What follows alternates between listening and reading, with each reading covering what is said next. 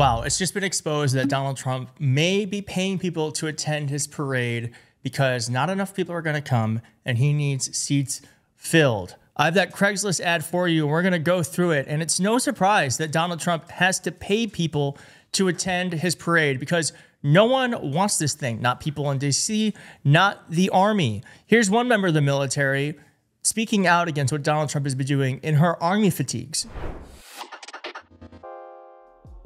Not pawns for Donald Trump's agenda. Why now? It's because the military was called upon innocent protesters. We, in our oath to serve, we serve the people of the United States. The Constitution, these constitutional rights are being stripped and just denied, and the military will not be pawns to that. So I'm calling upon the conscience of military members who served previously and now. We have a conscience, we have mind, and we have a duty and moral obligation to say no and resist evil. We aren't pawns for Donald Trump's agenda, and I think that's what's taking place here in D.C. is it's becoming a stage where Donald Trump can fulfill his authoritarian dreams and wishes. And I love that this woman stood up to Donald Trump while wearing her army fatigues. I hope more members of the military speak up because we need everyone to push back on this stuff. And if you're with her, please do leave a like on this video so more people can see it. We also have Trump's own supporters aren't happy with what he's doing either, because here is a farmer from the Florida Keys saying he has buyer's remorse when it comes to voting for Trump. Blatantly, not at all what they said it was. While he agrees with most of the president's policies, he thought the Trump administration was going to focus solely on deporting criminals. It seems immigration officials, he says, are just trying to meet quotas now. Buyer's remorse? I don't know. A little bit. I know of one landscaper that lost 9 or 10 of the whole crew he had, and he's just totally out of business all of a sudden. It's pretty obvious, I would say, that the reason why they were pulled over is because they're Latino men.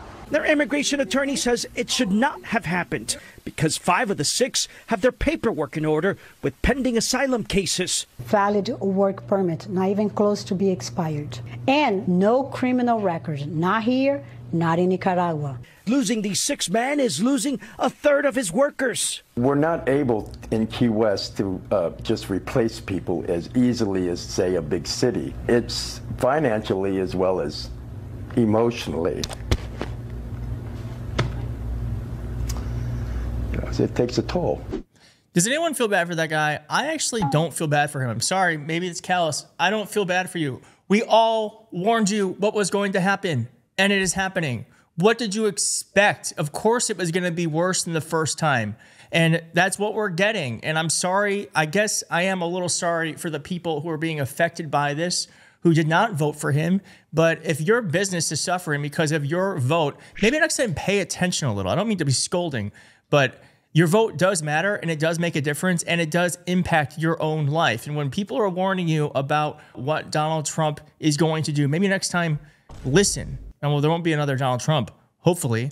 But next time a Republican is actually campaigning on awful policies that we say are going to negatively impact your life, maybe pay attention.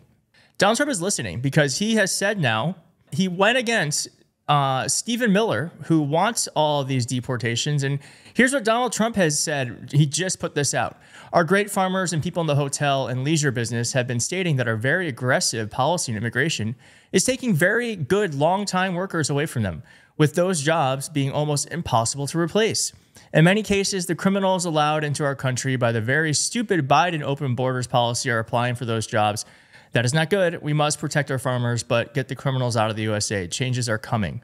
So this is an example that Donald Trump can be pushed up against, that he can be persuaded, and public pressure does work. Now, I don't think public pressure is what Donald Trump is going to get in D.C., because there will be, if you don't know, you go to nokings.org and you can find a local protest on June 14th where you can stand up against what Donald Trump is doing to this country. But here in D.C., there's actually going to be an army parade that just so happens to be on Trump's birthday. You let me know if you think this is for the army or for Trump.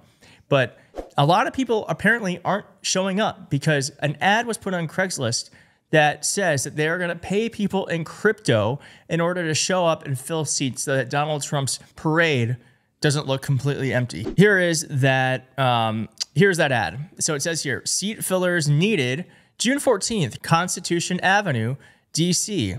Tim Mellon Events is looking for seat fillers and extras to provide their time for space maximization and attendance perception for an event taking place in Washington, D.C. on June 14th. What? There's nothing else going on June 14th in D.C. besides that parade. In fact, every goddamn thing is closed down. They're even closing down the airport for this stupid thing because airplanes are going to be flying over us. Anyways, extras and seat fillers will check in on the morning of June 14th at 9 a.m.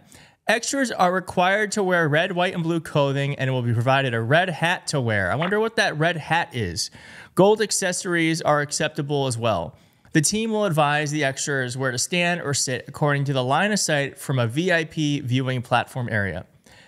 Extras and seat fillers will be paid a daily flat fee and will be provided a lunch of fast food and soda. We encourage people of color and ethnic groups to sign up for maximum perception control, and these individuals will be prominently displayed on the televised broadcast and local viewing screens to be seen by the VIP platform. Now, I have to say, there's no confirmation that this is from people organizing the parade. There's no confirmation that it's not. We don't know, but it is fascinating that this showed up. And Donald Trump's campaign has used Craigslist in the past as a way to promote his events in order to get people to attend. And I want to end with this because Michelle Wolf, who you might remember, did the White House Correspondents' roast a few years ago. I think it was maybe 2018, 2019, where she roasted Sarah Huckabee Sanders, and it became this huge controversy because she was funny and she hurt their feelings. Well, anyway, she's back and she has this new video supporting ICE, and it's hilarious. It's sad because it actually seems like it could be real, but it is hilarious. I'm going to leave you with that because we do have to be serious about this time, but we also, I think one of the best antidotes to fascism is comedy. So here that is. Thank you so much for watching. If you liked the video, please hit like on the video. If you're not subscribed, please consider subscribing, and I'll see you next time. Bye-bye. I'm Homeland Security Secretary Kirstjen Nielsen. It's popular nowadays to say ICE is bad.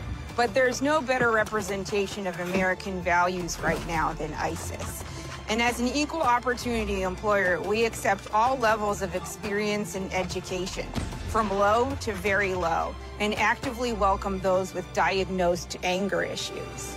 I wanted to join the regular police, but they told me they wouldn't take someone who was already under arrest. Animal Control said nope. The TSA rejected me because I kept asking if there was something called Sky Jail. Is there? And we love that. Join us today and you too can tell your ISIS story. ICE is waging war for everything that's holy in this country. I guess you could call it a holy war. ISIS, guaranteeing my ticket to heaven. Take it from me. No organization is better than ISIS. ISIS!